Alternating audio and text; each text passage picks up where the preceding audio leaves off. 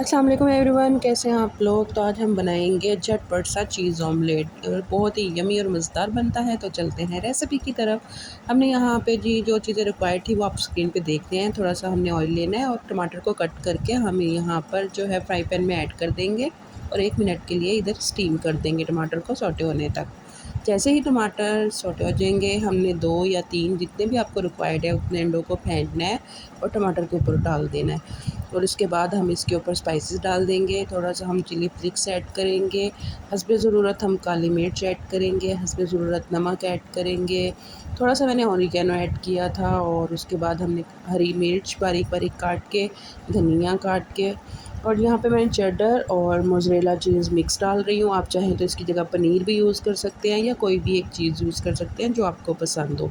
उसके बाद हम इसके ऊपर धनिया डाल देंगे और इसको 3 मिनट के लिए दम वाली आंच पे रख देंगे। और जी स्टीम के बाद ये इस कदर मज़े का तैयार होता है, देखें बहुत मज़े का तैयार हुआ हमारा झटपट चीज़ ऑमलेट। मेरे चैनल को सब्सक्राइब करिएगा, वीडियो को लाइक शेयर ज़रूर करिएगा, अपना ख्याल रखिएगा, अल्लाह हाफिज़।